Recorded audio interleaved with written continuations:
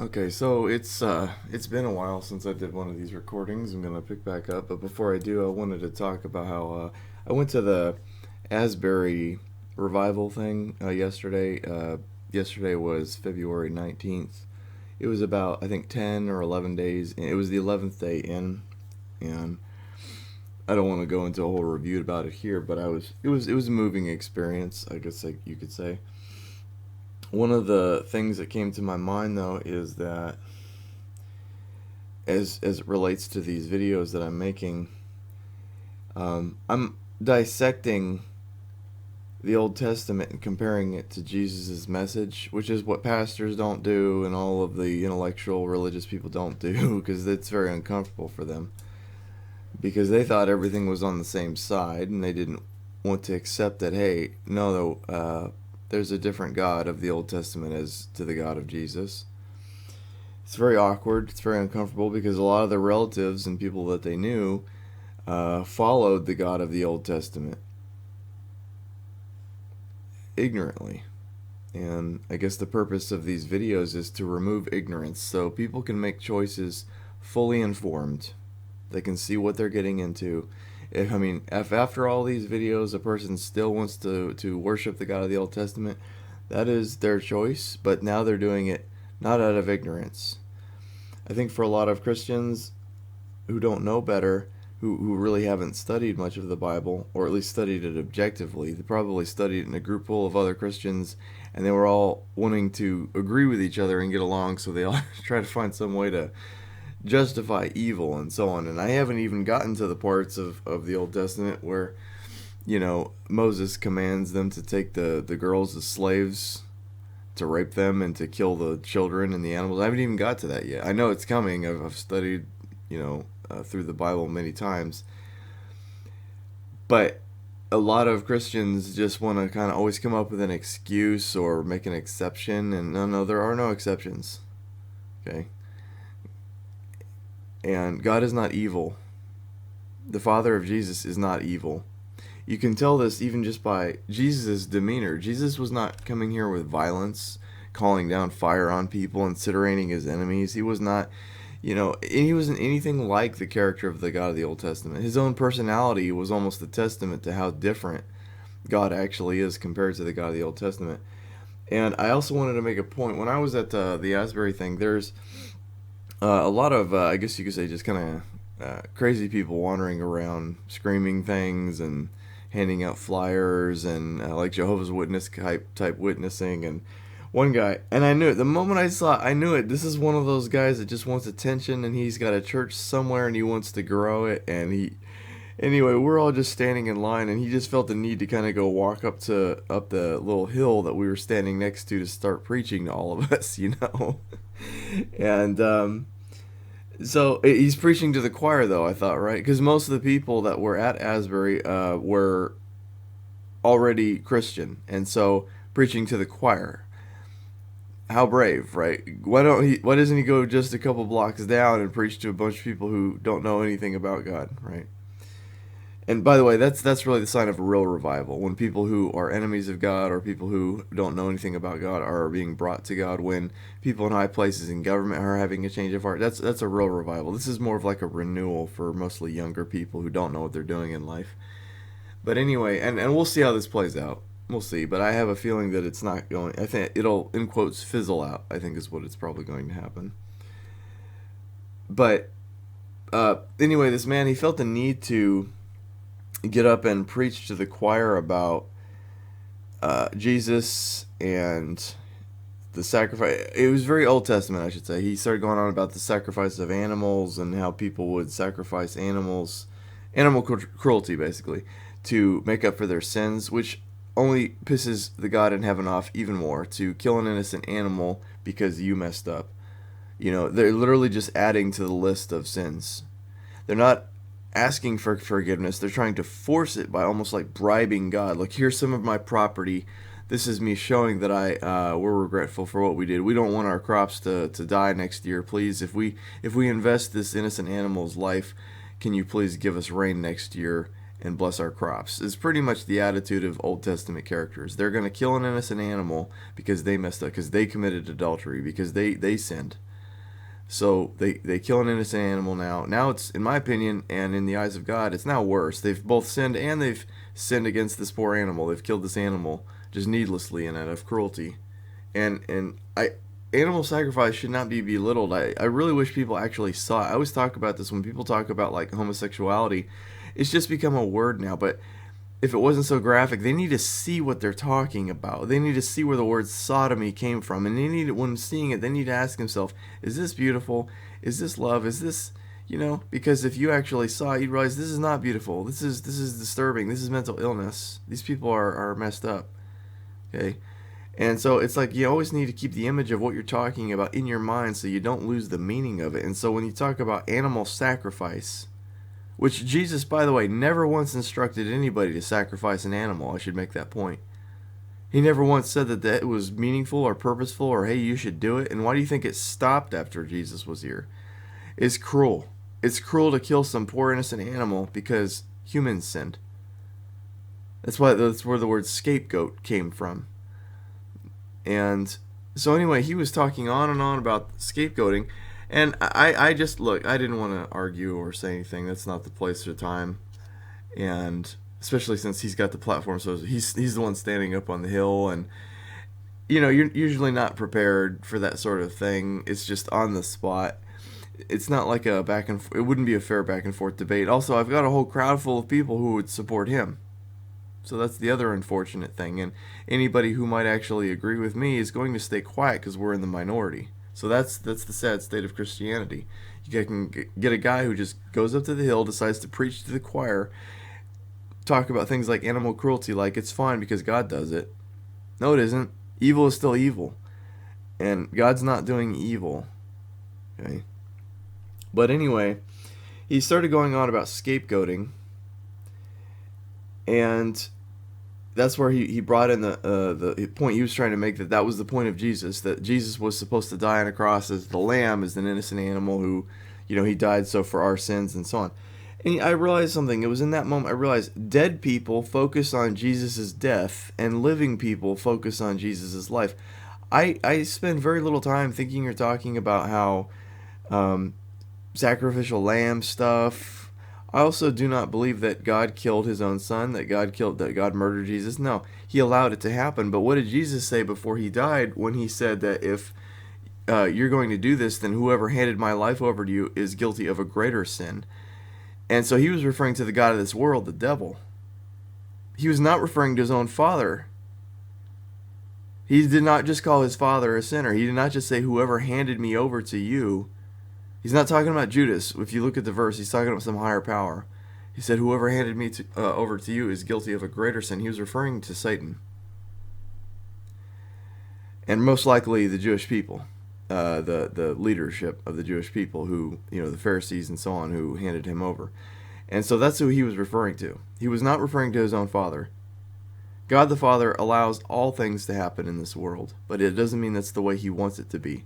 And so it's blasphemous when people start saying that God killed Jesus. No, he didn't. He made it possible. That's free will.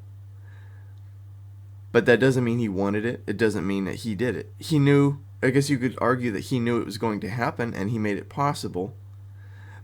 But that doesn't mean he willed it, that he made it happen. And I think that really needs to be corrected. Because every time they say God killed Jesus, they're calling... This is what causes so much insanity within Christianity, because they can't reconcile that morally. And they just start to feel like a crazy person. Even they themselves feel that way too. They feel like, wait, I gotta tell people that God killed his own son, but he didn't want it to happen, but he made it happen, and so they don't really talk that out well. And this guy on the hill, he definitely just butchers that.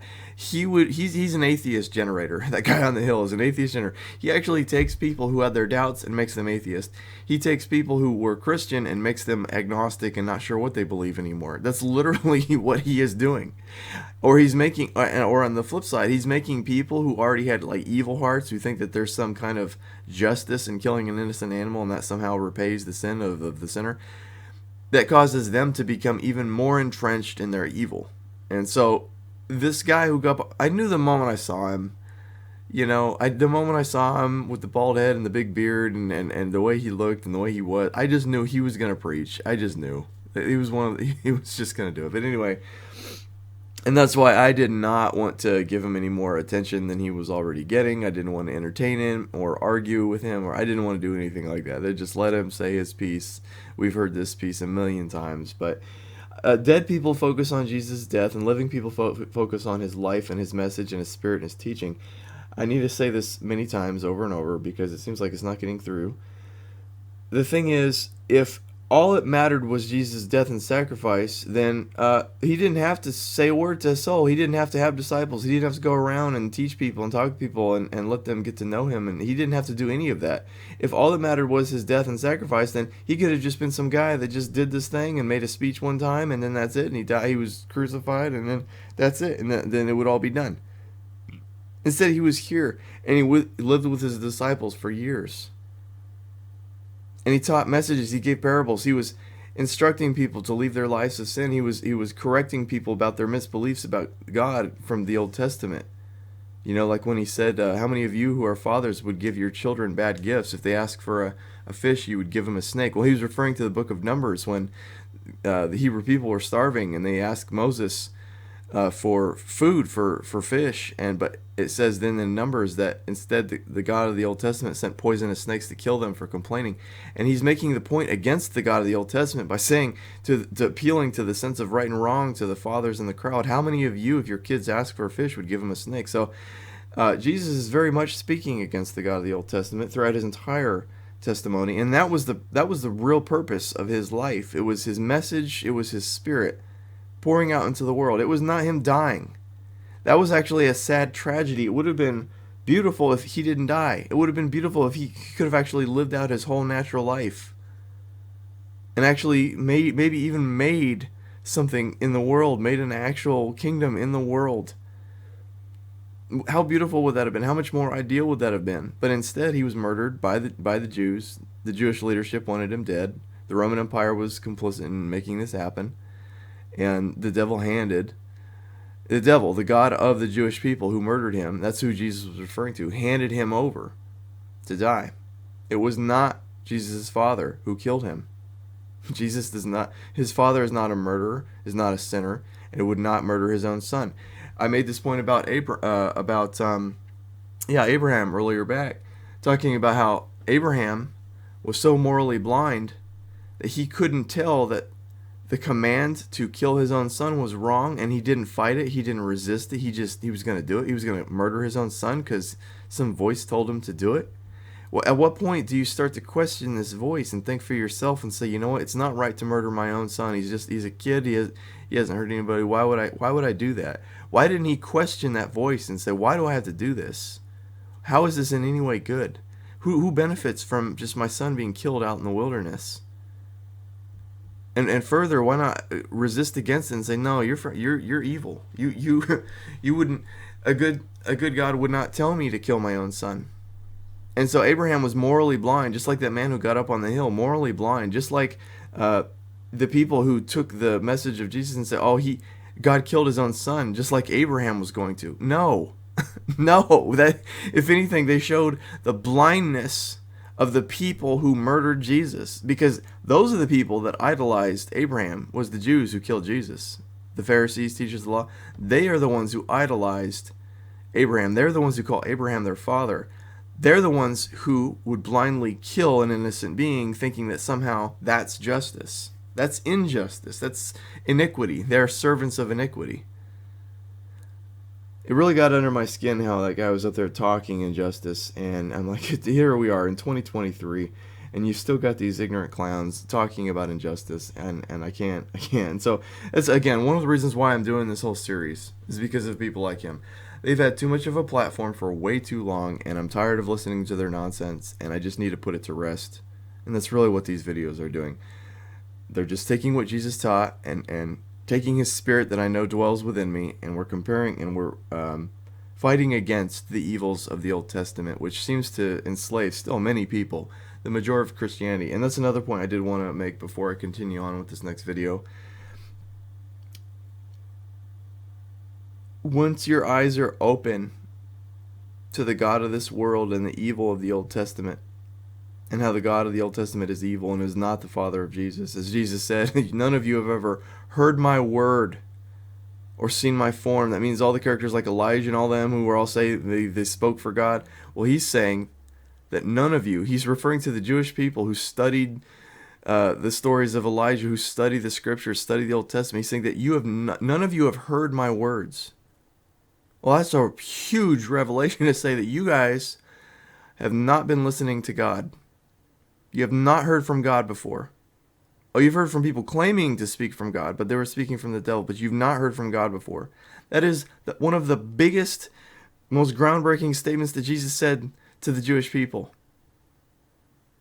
And because people only want to see what they want to see, they didn't see it. They didn't catch it, especially the Jewish people, especially his own disciples. They didn't catch that kind of stuff.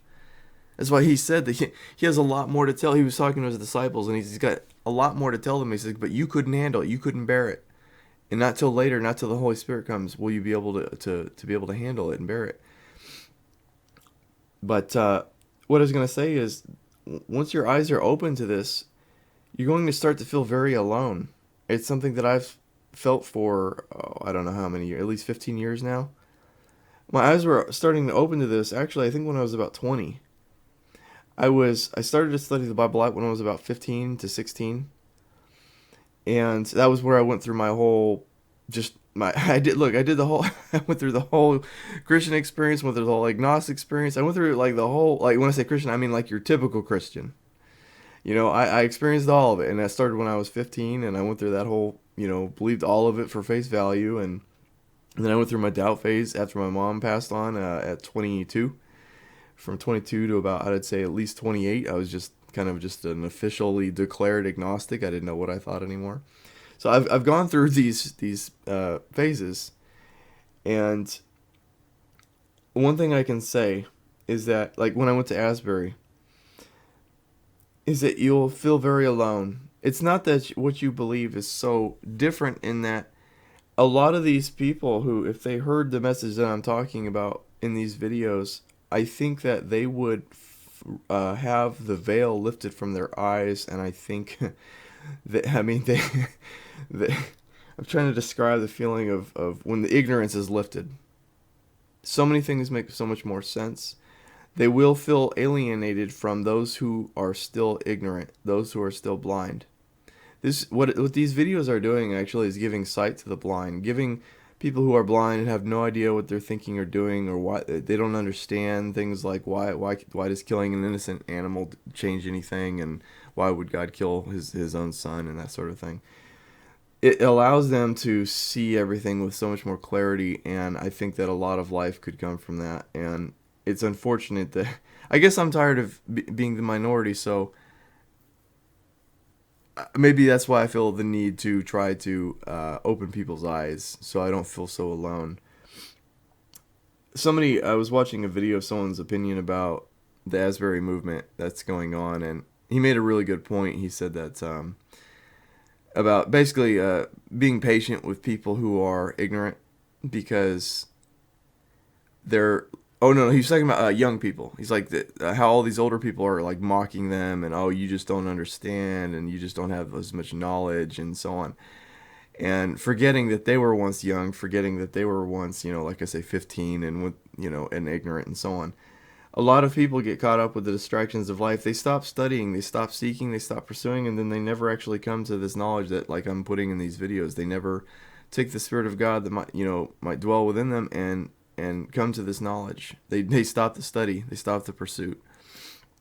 For me, a lot of these things always bothered me. I don't think I could ever stop until I had answers. But I don't think that a person should look down on somebody who's ignorant, and I think that a lot of patience is required, because you were once ignorant like this. It doesn't mean that they, how do you put this? It doesn't mean that they love the devil. It just means that they're enslaved to the devil's lies.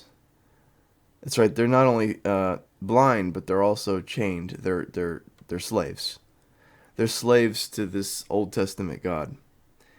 And Jesus came to give sight to the blind and to give freedom to the slaves. And so that's kind of the heart of the message in these videos. Anyway, wow, that intro took a little longer than I thought it was going to take. I just wanted to make those points about just kind of a warning. I probably should have put this on every video. Warning, disclaimer.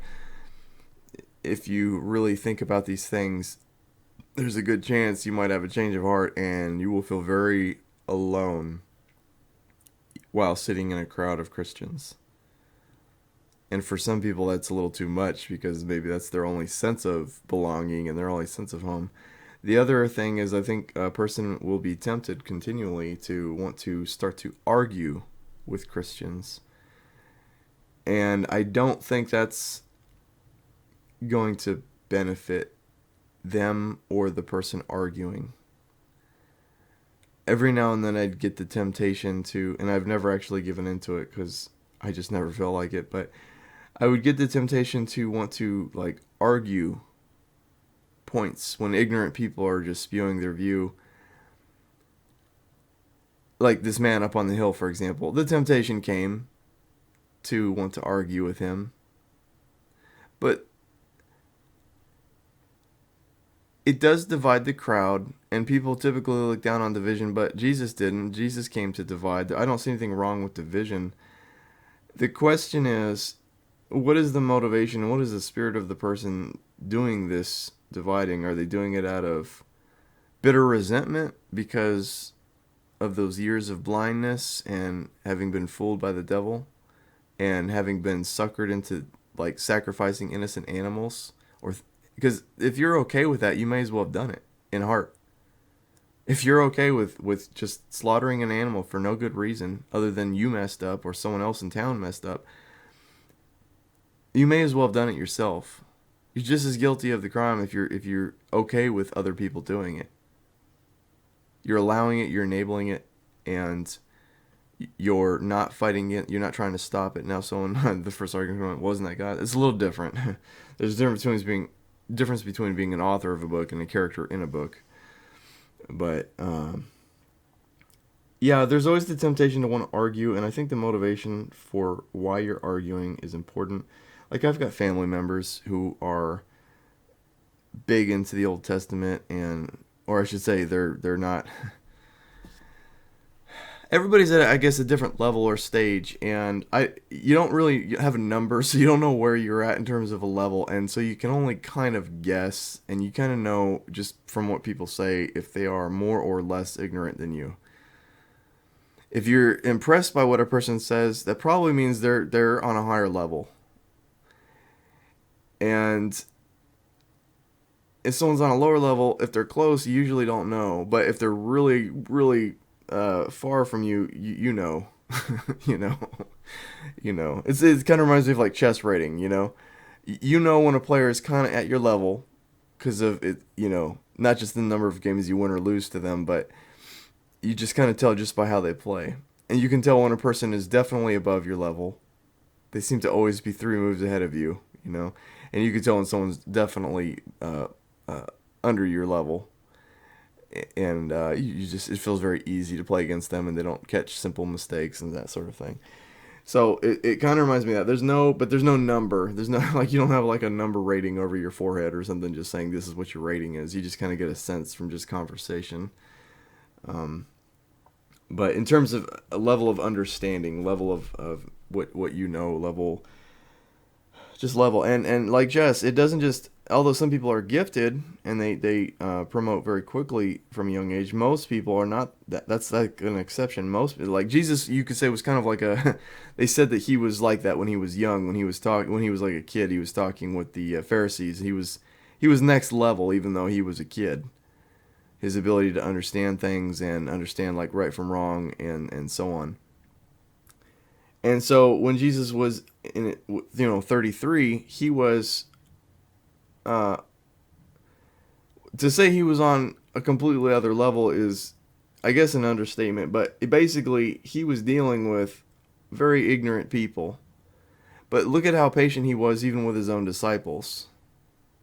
Okay, he chose his disciples for a number of reasons. We can speculate. I think one thing they all had in common is none of them were religious. None of them were experts in the Old Testament. He chose Like he chose the donkey when he said, "Find me a donkey that's never been rid by a man, and I will ride that into town." And that's how he chose his disciples. He wanted people who had no massive influence of the Old Testament God over them. He did not want that devil in his disciples.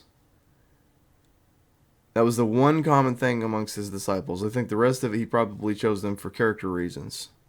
I think he chose Peter for personality reasons. I think, there were reasons why he chose certain people.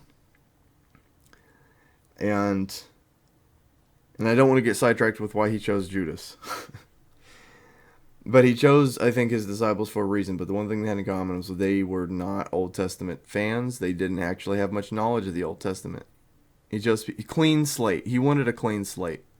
He wanted just people new and fresh to the whole scene. He didn't want people who were experts of evil and experts of the devil. So, yeah, he was patient with his own people and their ignorance. And that's also why he was very lonely. It describes him as being very lonely, and I understand that. You can walk into a church full of people, and even though you have similar hopes as them, you still hope for heaven, you still hope for a good God, you still hope for these things. Your understanding of things, how the world works, and your understanding of good and evil and who God is and all this is going to be different from different people in that room, and so it can cause you to be very alone. Like, okay, take the chess analogy. It fits here too. It'd be like if you walked into a chess club and you were like some Gary Kasparov type grandmaster, and everyone in there is like no more than a 1200, and maybe the guy who's running the service is like a 1450. If you go into this room, you're going to be very lonely because you're not going to be challenged by anyone in there when you play chess. They're going to be resentful of you even because of how you can just beat them down so well. That they're actually not going to like you, and you're not going to feel welcome. And that's the problem if you start to battle, if you start to argue, if you start to do that. That's exactly one of the reasons why the Jews were so, I think, angry with Jesus, is because they realized this guy was on the next level, that he understands things. They spent their whole life trying to figure out why this happens, or why this is the way it is, and he's got it like no problem. And they're resentful of him, jealous of him even. And so Jesus was lonely amongst his disciples, and he was lonely amongst his culture. He was just a lonely person. He was, like I said, the grandmaster in the room who there was no challenge for him, and everyone felt either extremely humbled by or extremely resentful by him being there and being on another level, So it is a very lonely feeling, and that's something I know Jesus definitely experienced, and I'm not saying that I'm on the same level that Jesus was, okay? I don't want that to be felt or implied, but I do get that feeling of loneliness, and have for more than 10 years every time I go to a church. It's, I think somebody on YouTube described it like climbing up a ladder, and they're saying, the higher you climb up a ladder, the further you're going to be from everybody else, and it's kind of like that with the analogy that I'm using. So that is the warning about these videos, is I'm doing a discussion, well, not discussion, but I'm doing I'm dissecting the Old Testament, and I'm comparing it in ways that you're not going to hear on an atheist channel, you're not going to hear in a Sunday school, you're not going to hear in a church, like a sermon, that's for sure. And so it is kind of a path to loneliness, but it is the path to knowledge, it's the path to wisdom, it's the path to having a better understanding of who God is, and it's questions being answered. It's a path out of darkness into light. I think it's the right move to make, even though it's the uncomfortable one. I think the move is to bring people into the light, not stay out in the dark because, hey, at least you can stay with other people out in the dark. No, I think the goal is to bring more light to the groups of people. So anyway, that's the intro. It's about as long as I want these videos to go, so this is an extra long one here. Let's see, it looks like from my files here, I left off on Genesis 28, so I'm going to go to Genesis 29. And let's see here. And just to piss off those King James only people, I'm going to just do this out of New International Version. And the reason is because it's more fluent and it's easier to just read. And most of the time you don't come into a problem where I wonder what that word could have meant, or did they choose the right word. That doesn't happen most of the time. Most of it is, especially when doing the Old Testament, it's just so and so begat so and so did this to so and so. I mean, it's just like storytelling, you know. But anyway, let's see here. Genesis. Let's see what's next up on the list here. Genesis 29, I think, is the next one. And okay, I'm looking at some of the skimming through this and remembering some of this stuff. Yeah. Oh man, it is a marathon doing Old Testament stuff. Let me tell you, all the evil that they do, and you just gotta kind of bite your tongue that these are somehow heroes. But let's see here. Okay, Genesis 29. One other thing I wanted to say. I forgot to say it before I continue. Just thoughts about Asbury and all that stuff. One of the things that really bothers me is so Jesus never once attributed himself to Yahweh or any of the names of the God of the Old Testament. Never once. He never once attributes himself to them at all. And it always felt out of place. Even when I was ignorant, it felt kind of out of place when people would just, one second they're talking about Jesus, and then they start saying Yahweh and this and all. And even as a kid, all this stuff, it just felt off. And I didn't understand why it felt off. I mean, subconsciously, there's a lot of evil going on in the Old Testament being directed and commanded by the God of the Old Testament. And so when you hear Jesus, it's like how kids will sometimes say, why is the God of the Old Testament so mean? Why even kids can identify that the Old Testament God is different from the depiction of God through Jesus in the New Testament. And so I think that's why it feels off to mix those two, to mix good with evil, to mix water with wine, or I don't know what you want to call it, blood with water, yeah. To mix Yahweh with Jesus, it just seems, as a kid, it just felt wrong. And then as you learn that Yahweh is one of the names of the God of the Old Testament, and you realize the God of the Old Testament is evil, it's always awkward when you're in church and they're singing and they start praising Yahweh. They're praising. This is the ignorance I'm talking about. It's like, it would be nice if before service, before anybody even mentions Yahweh, if they had to mention one of the traits of one of the terribly evil things that Yahweh did.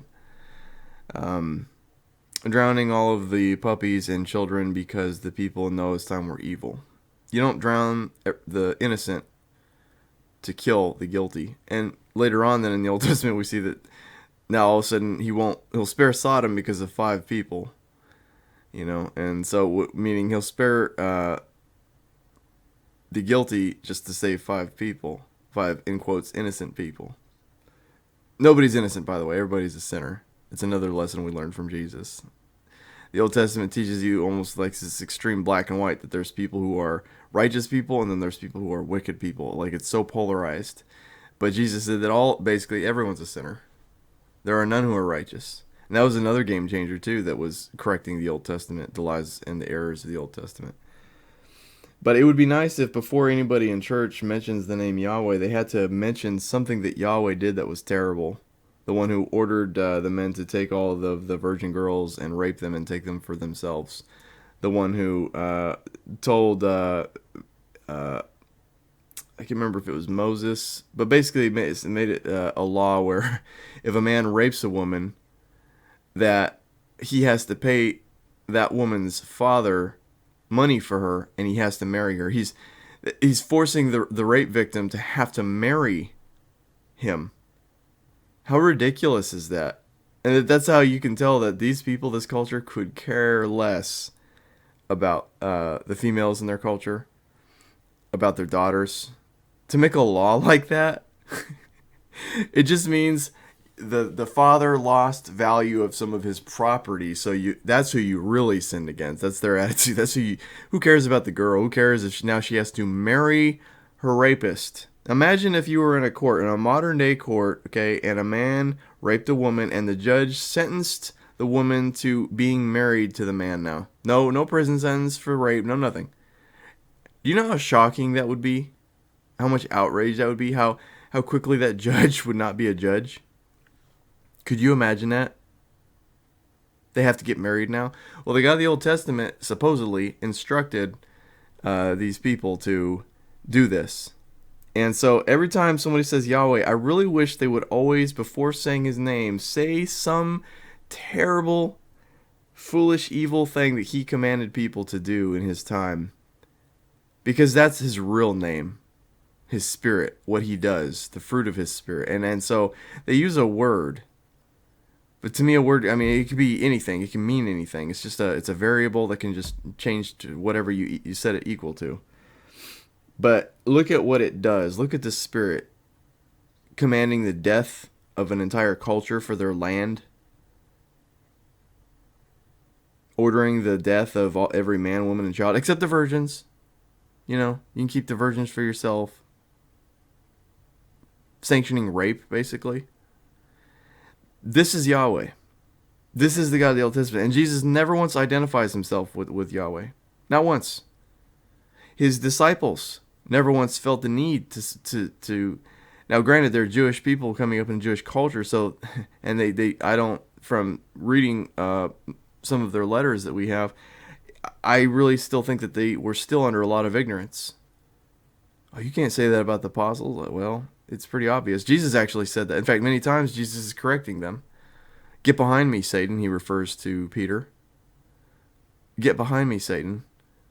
When he says that they couldn't bear. He has so much more to say to them, but they couldn't handle it.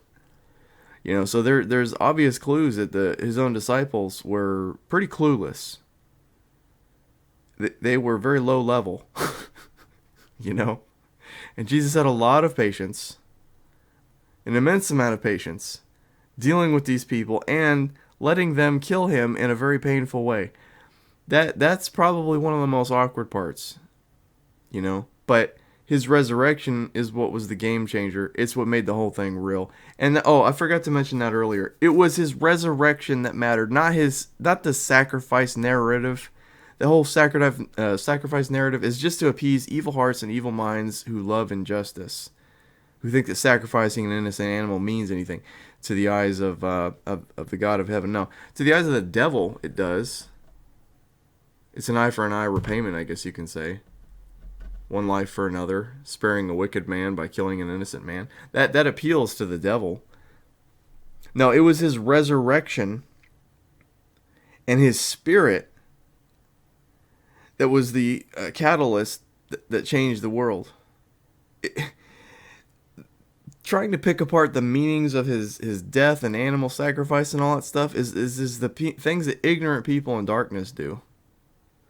So, anyway, let me continue on with Genesis 29 here.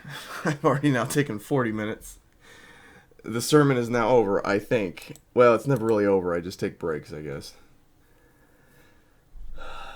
Genesis 29. Good times. Jacob arrives and these names. Padan Aram. Here we go. Genesis 29 verse 1. Then Jacob continued on his journey and came to the land of the eastern peoples. There he saw a well in the open country with 3 flocks of sheep lying near it because the flocks were watered from that well. The stone over the mouth of the well was large. When all the flocks were gathered there, the shepherd would roll the stone away from the well's mouth and water the sheep. Sorry, I'm just getting lost on how water the sheep. I'm thinking he's just hosing them down. Then they would return the stone to its place over the mouth of the well. That was a very long way of saying there's a lid on the well. Verse 4. Jacob asked the shepherds, "My brothers, where are you from?" We're from Haran, they replied. Verse 5. He said to them, do you know Laban, Nahor's grandson? Yes, we know him, they answered. Hold on one second here. I got the neighbor of mine who hates me. He's a big Old Testament fan. All he does, he doesn't even like know the New Testament. All he does is quote the Old Testament. This guy is so hateful, and so like even though he did me wrong, he's mad at me. Even though he did me wrong, and I ended up having to call the police because of him. He got mad because I called the police because he got mad because his dogs were messing with my dog and running all around my yard, even though he's half my way, and I kept warning him and asking him to get him out of my yard, and I eventually had to call animal control, and I told him, you don't have to take his dogs, just give him a warning, and he got irate because I called animal control. I mean, what do you... So anyway, he's mad at me. He hates me. Oh, he hates me. He's already tried to run me over on the road. He's threatened to kill me. He's threatened to commit crimes against me. This guy hates me. But he's been a Christian for 50 years, as he said. He's been going to church for 50 years. I believe in the Old Testament. I believe in baptism. I believe in all these things. You said you believed in many things, but you never once said you believe in Jesus. Anyway, this guy, he's driving by right now, and it always gets my blood pressure up when I see him drive by. He's literally just like an embodiment of all these Old Testament patriarchs into a current person. He loves money more than anything. All he talks about is money. That's all he talks about is money, land, his land, money, logging, land, money, property, buying a house, selling a house, land. I wouldn't help anybody if they couldn't help me. All that kind of stuff, all that nonsense. That's him. So he gets my blood pressure up every time I see him, and he's driving by on his little quad. Anyway, he's also one of the reasons why I started doing these videos about how because he loved the Old Testament so much, and I'm like, okay, I gotta uproot this thing. I gotta knock out the support to this guy's wicked belief system. Anyway, where was I? Verse 4. Jacob asked the shepherds, "My brother, where are you from?"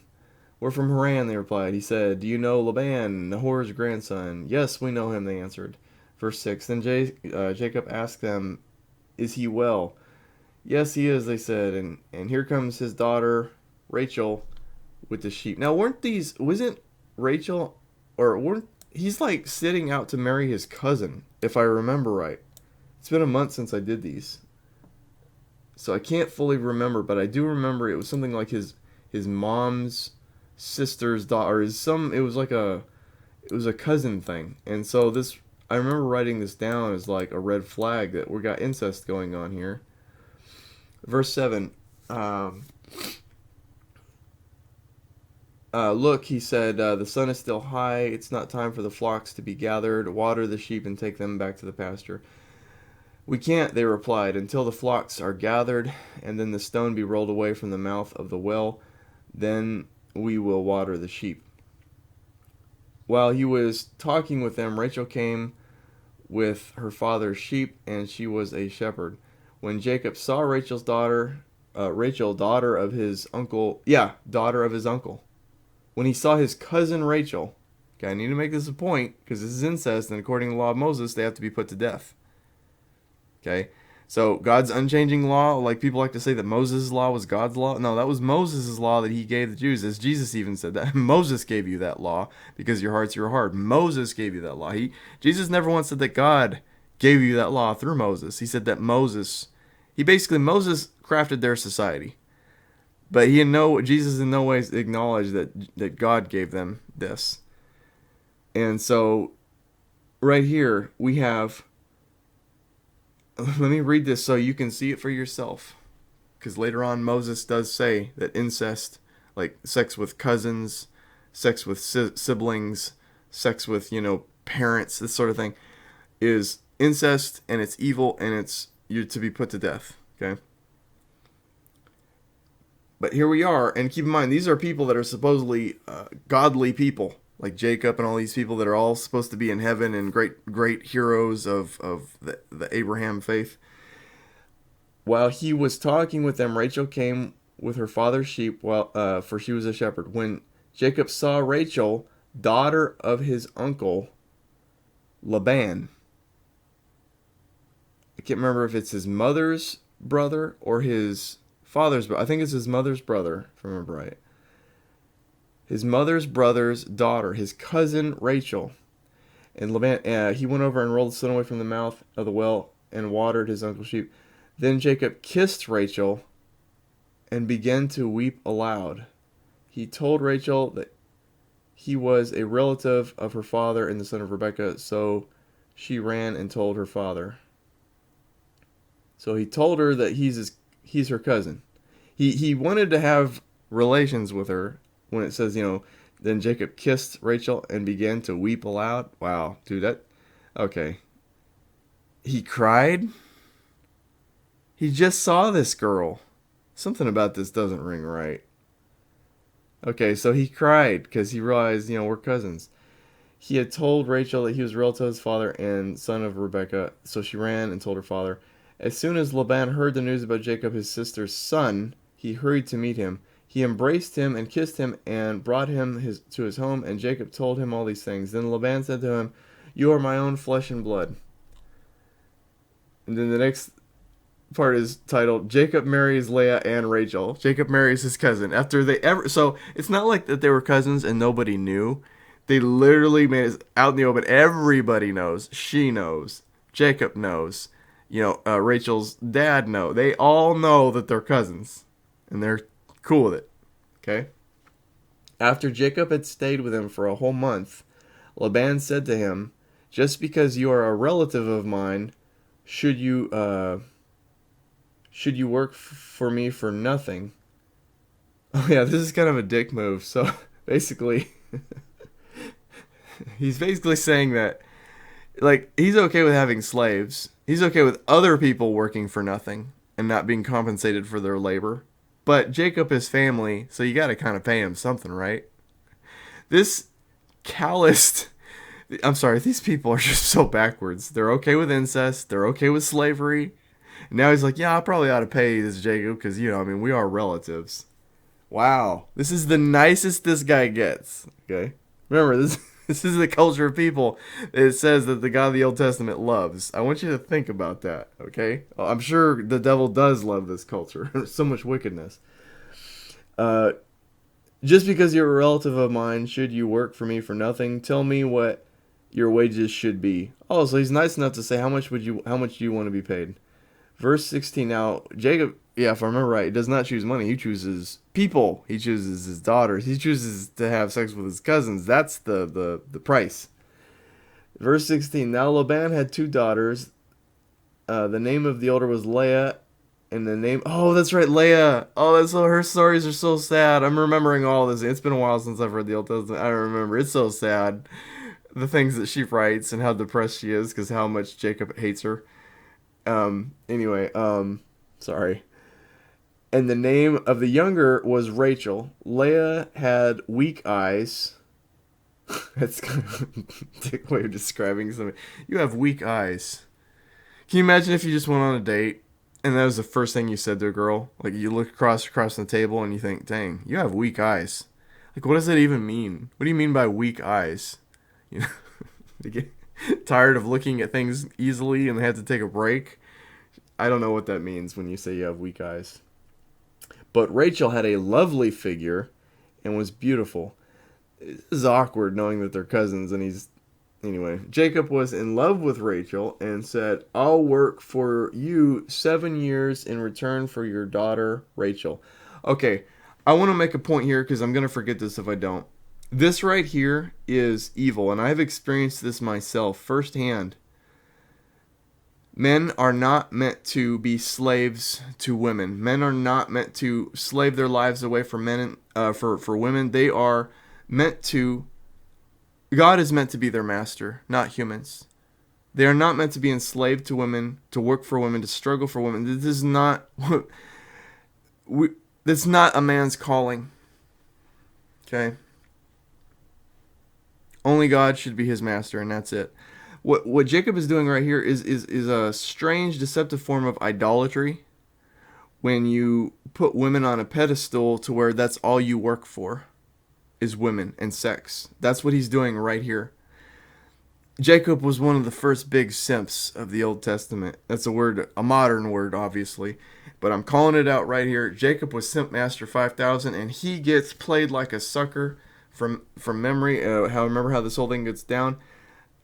Rachel's dad suckers this guy and plays on this guy's thirst so bad. Jacob was a simp, and he's idolizing. If you look at the modern the slang definition for simp, it's like suckers who idolize mediocre, P, and that's what Jacob is doing right now. It's not the fact that he's a simp. Well, I mean, he's guilty of a simp. That I guess you could say is its own kind of sad crime. It's the fact that he is, like I said, idolizing women, making women his master, and becoming a slave. He's volunteering for slavery for a woman. Most guys have been through this in their life, and they know the burdens, and they know it's heavy, and they can actually relate to Jacob here and be like, Jacob, don't do it, man, it's not worth it, man, just go find some common girl who's not your cousin, and you don't got to go through all this trouble for it, and just find some common girl and just go from there and make it easier on yourself, don't become a slave to women. Men do this. Women don't. As I think about it briefly right now, women don't seem to suffer from this. They might serve men, but they're never a slave to a man. Like a man can enslave himself to woman. He can give up his whole life, his health, he'll spend all day working and slaving to for this woman. Now, for a lot of them, they fool themselves into thinking. Well, I don't know if fool is accurate. I gotta think about like every situation. They want to think that they're doing it out of love, and I think that that's actually a coping mechanism to get them through a situation they're stuck in. Like they're stuck, so they want to feel like they're doing it out of love. And so I think the problem is love. One of the requirements for love is freedom. You have to be able to walk away at any time. You have to be able to choose. You have to. Without freedom, there is no love. It's bondage. And so when they say that they're doing it out of love, they're not. They're doing it out of requirement, and they want to feel like it's love. And so, unfortunately, they are slaves. And so you won't hear pastors talk about this because they themselves probably are still under this enslaved to women thing. Especially when you see the ones going from marriage, the pastors going from marriage to marriage. They have not learned this lesson. And they're the last ones to be preaching. I've never been married. I've never even really been in a relationship. So I'm looking at this from an objective standpoint. All of my friends have been pretty much married, and I've seen them go through the whole process. So but I can still say, even though I've never been married and I've never been in a relationship, I have definitely been under this spell where I feel like you have to work for love. You feel like you have to make a bunch of money and you have to do all this stuff just to get the approval or the acceptance of a woman. You are not called to do that. You are not called to be a slave. Jesus' Father does not want slaves, and he does not want people who are simps, who are suckers, who idolize women. This is not what Jesus' Father would want for you. It's so unhealthy. So unhealthy. So I just want to make that point before I continue what's going on right here, right now with Jacob and being enslaved. Jacob was in love with Rachel and said, I'll work for you for 7 years in return for your daughter, Rachel.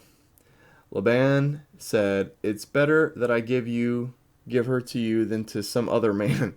Oh, it's better that I give you to a relative. Come on, man. Stay here with me. So Jacob served 7 years to get Rachel.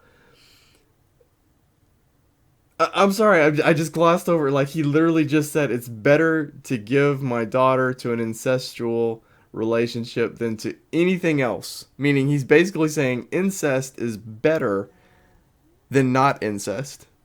And I know a lot of this has to do with keeping resources in a family. A lot of European royalty and all this did this stuff with themselves. A lot of incest went on amongst royalty to keep their money in the same family. Because that's all they care about is money. So they don't care about birth defects. They don't care about the morality of it. They don't care about any of that. All they cared about was money and property, like these people, like the Jewish culture. all they cared about was money and property, and so that's why they made deals. That's why they married the way they did. That's why incest was fine. It's kind of, you could imagine how many people were upset when Moses said, no, no, no, incest is wrong. You have to stop doing it. I'm sure there were a lot of people that resented him for that in this culture. So anyway, let's see here. Laban said, yeah, it's better to give her to you than some other man. Stay here with me. So Jacob served 7 years to get Rachel, but they seemed like only a few days to him because of his love for her. I understand this. Man, I understand this. What did I just say? It's a strong coping mechanism. He felt like he's doing this for love. He's working for love. Man, I've been this guy in this situation. When I thought I loved a girl, and I was willing to work a lot of hard jobs and so on just to try to build a life for her. It all turned out she really had nothing to do with me, and I just wasted all my time. And she was just, I guess, sleeping around with some other dudes and didn't care. And I was the sucker. I had great intentions. I was saving up for a house, for a ring, for a honeymoon. I was saving up for all this stuff for her, and she was out sleeping around, to my knowledge, from what I was informed. And she could care less about me. I was a sucker. And this spell that Jacob is under right now, I'm just sharing my story about how I've been here. I wasn't in a relationship with her. We were friends. And I was a sucker. And I did all the right things for the wrong person in the wrong situation, I think.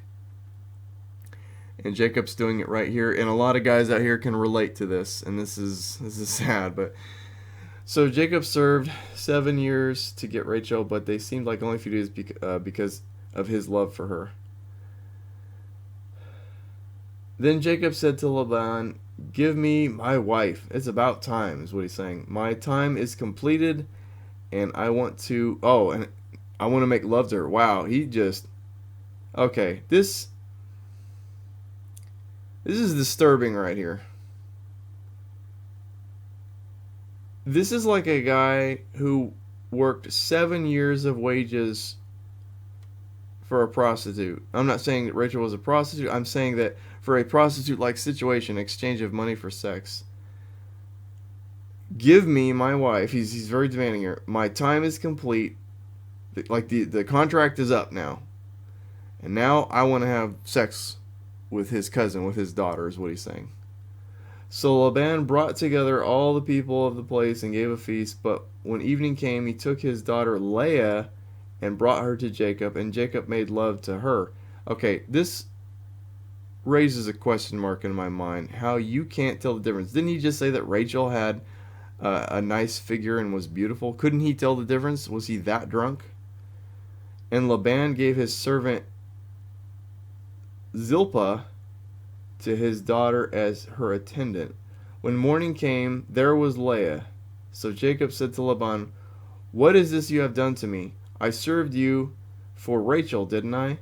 Why have you deceived me? Now, some could say that this is karma coming back to Jacob for having deceived his own father out of, stealing his birthright from his brother. And rightly so. It's karma coming back, that's for sure. And so Laban replied, it's not our custom here to give the young daughter in marriage before the older one. Like how he doesn't even tell Jacob that. We got this custom. I'm not going to tell him because I'm going to get more labor out of this guy. Finish this daughter's bridal week, then we will give you the younger one also in return for another 7 years of work. Wow. First time, shame on you. Second time, shame on me. Verse 28, and Jacob did so. Oh, heck no. No. I would just tell Rachel to get on the horse or the donkey or whatever vehicle they're using at that time and say, we're out of this mofo. A deal is a deal. He changed the deal at the end because of a custom that they have, a tradition that he didn't tell me about. That doesn't that he knew what the agreement was. I don't understand how Jacob is so pathetic, so weak, and such a he's not a man. He's not a man. He's and he's just not a man. And it says that he loves Rachel, but he's not even willing to. He figures another 7 more years is easier than just knocking this piece of crap dad on his feet and taking her and going. Just split. Hey, you're a liar. You conned me. You tried to con me. No, we're out. Peace out. Just knock him out. He also probably shouldn't have got so drunk at the wedding, I guess, that he didn't even know who he was marrying or having sex with. That's kind of an issue too.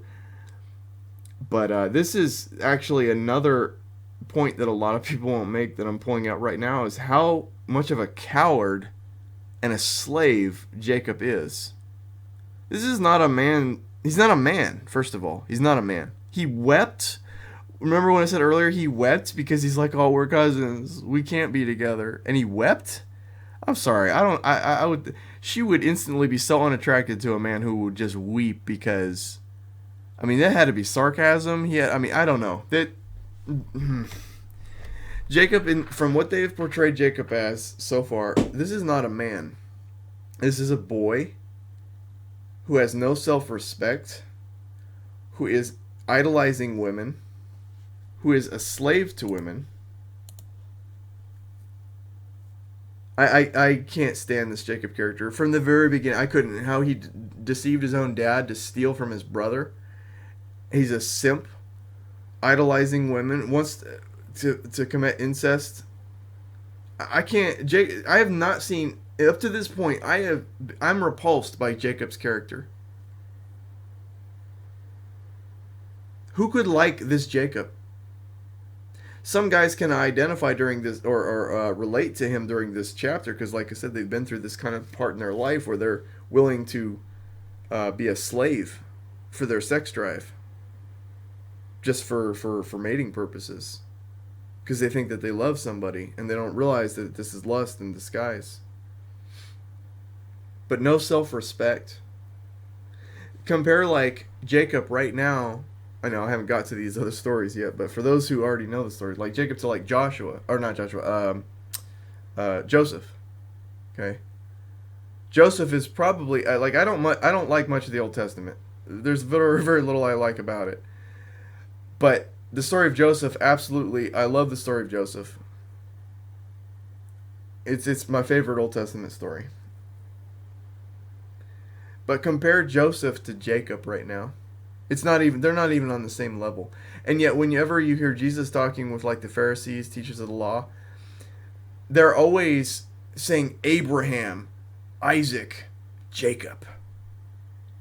They are literally choosing the three worst characters pretty much in the Old Testament.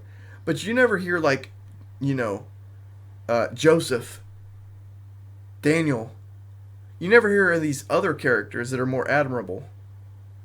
You always hear the worst characters, and it's like the leaders of the Jewish culture. They loved making heroes out of the worst people in their culture because it's like it justifies their own greed, their own lust, their own evil. Because if their heroes were so rotten, that means they kind of get a pass to live like that too. And I think that's why they became such big heroes in the Jewish culture, but they're no heroes. This is disgraceful. These people are disgraceful. Anyway, so Jacob, verse 20, basically Jacob agreed to 7 more years of work because he's a coward and won't stand up for himself. He finished the week with Leah, and then Laban gave him his daughter Rachel to be his wife. Like Laban gave his servant Bilhah, there's a name, Bilhah, to his daughter Rachel as her attendant.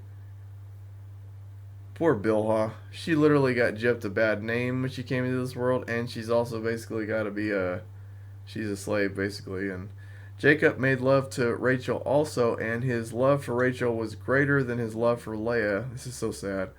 And he worked for Laban another 7 years. Wow. You know what? I'm this father deceived Jacob. Why wouldn't Jacob just deceive? He's already deceived. Look, he's deceived his dad for a lot less. Okay. Why wouldn't Jacob just say, make the agreement, say, oh yeah, I'll work for you another 7 more years, and then just take him and go? you know.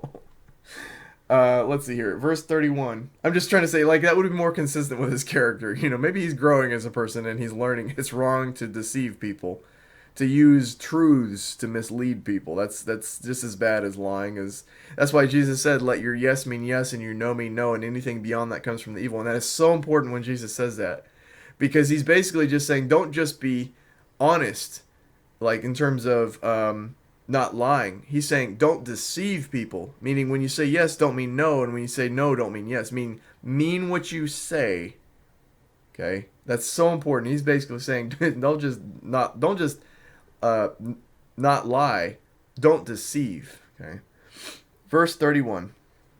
When I hate saying the word the Lord because we're dealing with the God of this world. We're dealing with the devil here. Uh, it's hard to say, anyway, because right here is saying, let's see here. Well, let me just read it. When the Lord saw that Leah was not loved, it's so sad, I'm sorry, he enabled her to conceive, but Rachel remained childless. Now, this is actually kind of a cruel prank right here. This is, the God of the Old Testament is pranking them. He makes it so that the uglier one that is not loved by Jacob because she's ugly, because Jacob's a shallow prick and all that, she can have kids, but Rachel can't have kids. This is some serious pranking right here. Okay, the devil definitely has a sense of humor and he likes to prank people, at least according to this right here. Verse 32. Leah became pregnant and gave birth to a son. She named him Reuben, for she said, "It is because the Lord has seen my misery. Surely my husband will love me now." That is so sad. She named her child and said, "It is because the Lord has seen my misery," meaning God knows of my misery. It does nothing to change this. "Surely my husband will love me now." This is sad. Let this girl go. Find her a husband who will love her. He might not be, he'll probably be a homely looking guy, but find this poor girl. Jacob, have a heart. Stop having sex with this girl you don't even love. That's another lesson you can learn from this, I guess, is these guys who just sleep around with anybody because they got nothing else to do, like these guys on Tinder and stuff. They'll just sleep around with all these threes and fours and all these kind of overweight, not very good looking females who think that they're superstars because guys want to sleep with them, don't realize that they're there because these guys got nothing else to do, and why not? Let this girl go. Leave them alone. Stop playing with their emotions. Okay? It frees them up to go find somebody who will love them. And yeah, they're gonna be two ugly people together. They'll be ugly together. They'll be evenly yoked. They'll be an ugly couple, but hey, they love each other. Let her go find her ugly love, okay? But unfortunately, what we see here, what I think's also going on here, because what we've learned from a lot of red pill knowledge here is Leah, I have a feeling, really has the hots for Jacob, but Jacob does not have the hots for her. She's the side girl who's in this now polygamous marriage. I need to make that another point, that this is a polygamous marriage. Polygamy, again, was also said to be a severe crime in the eyes of Moses, and Moses stated in the eyes of God. And here we are, Jacob, hero of the Old Testament according to the Jewish people, is in an incestual polygamous marriage. Okay? Nothing but God's contempt. I'm sorry, but the God of heaven, this is bringing nothing but anger and contempt on them for being constantly so wicked. And anyway, so Jacob keeps having sex with this girl who he doesn't even give a crap about, which is sad. she's miserable because of it, and she says, "It's because the Lord has seen my misery. Surely my husband will love me now." It's so sad. Verse 33. She conceived again. And I need this is another point. Children should be conceived out of love. I'm convinced, and this is just some old wives' tale kind of idea, okay? But when a child is conceived, the love that a man and a woman have for each other is how loved that child will feel when they are alive. If there was no love there and it was just lust, that child will go through life without feeling loved. And look at today, all these broken homes and all these girls sleeping around with all these guys sleeping around, and nobody loves anybody but themselves, and it's just lust. And what do you have? You've got a bunch of children who feel unloved, and they don't even, they feel it and they don't even know why, because that's just been normal for them. And so when they, and it's so sad, because when they come into love, they feel it's so weird and gross and alien, they actually run away from love. A lot of these girls, well, I guess guys too, but I'm looking at it from a guy's perspective, thinking about what, why women do what they do. But a lot of these girls, whenever they come across something healthy, they will run from it. They will reject the guy who's actually healthy for them and go into another unhealthy relationship again. And why? Because they were unloved, because their parents were foolish and reckless and wicked, just like Jacob with this Leah now. Leah, and on the other side of the coin, it's not just Jacob's fault here. Leah seriously needs to have some self-respect here and say, listen, buddy, you don't love me. Leave me alone. Quit getting me pregnant. Leave me alone. Go be with Rachel, who you want to be with. She needs to have some self-respect and say this. Instead, she keeps enabling him and having more kids with a man who does not love her. These children will be unloved. So this is both of their fault. Verse 33, she conceived again, and when she gave birth to a son, she said, because the Lord heard that I am not loved, he gave me this one too. She named him Simeon. What a great way to set a child into this world based off of lovelessness and misery for the first one and lovelessness for the second one. Verse 34, again she conceived, and when she gave birth to a son, she said, now at least my husband will become attached to me because I have borne him 3 sons. So he'll be named Levi, probably short for Leviathan. She's baby trapped him now. Now this reminds me of your modern day female who baby traps guys, who finds guys to sleep around with, stops taking her birth control to trap him. Notice how now she's not even trying to be loved. She just said, now my husband will be attached to me, which will only make him resent her. I need to say that about baby trapping a guy. It's basically when a woman in our society deceives a guy and gives him the impression she's on birth control, anything to that effect, to where he thinks that there isn't going to be a kid, and they're having sex and there isn't going to be a kid, is the closest way a woman can rape a man, by forcing a man to have a kid with her when he never gave consent to have a kid. He may have given consent to have sex, but with current technology, you can have sex without having a kid. So there is a two-part to that. It's not just, a lot of women like to say, well, if he's having sex, he's already consenting to have a kid. No, they are different. You can have sex without having a kid nowadays. I hate to be the one that breaks that news to you, but yes, nowadays you can have sex without having a kid. And so they are two separate issues. To consent to have sex is not the same as also to have consent to have a kid. When women deceive men, like if a woman went and got a sperm out of a condom in a trash can, which women have been known to do, and got herself pregnant with his sperm, he's not their dad. She raped him. That was a form of rape. She went against his will, his consent, and had a kid without his consent, brought a child into this world without consent, without love, and pretty soon without a father, just to trap the father.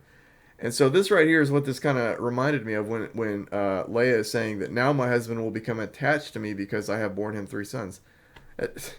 Yeah, but in a very bitter attachment, a resentment.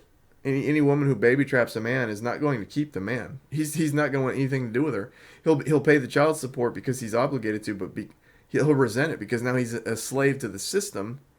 In a sense, like I said, a slave to his own sex drive, like Jacob became, and here we go. Some could argue that this is the punishment of wicked behavior, that the system of like child support and all that is actually a system to punish wicked men. Yeah, it's still ugly, and it's not right also because the man was raped by the woman. He was forced to have a kid against his consent, and he's in a sense the rape victim of this woman. And but the system actually makes the rape victim in this case pay the person who did him wrong, the person who raped him, the person who had a child against his will. And so that's what's backwards about our system, is that it's making the rape victim pay the criminal, pay the one who raped him. It's wrong. That's all I gotta say about how the whole child support. There needs to be some form of proof of consent or something. I can understand if two people are married and they have kids and and the marriage falls apart and now they gotta split bills raising these kids. That's totally different than two people hooking up under the impression there's birth control and there's not going to be a kid, and now she uses the kid to try to trap him, try to keep him, or to make him have to pay money. That's evil right there. So anyway, I'm getting on a side rant here.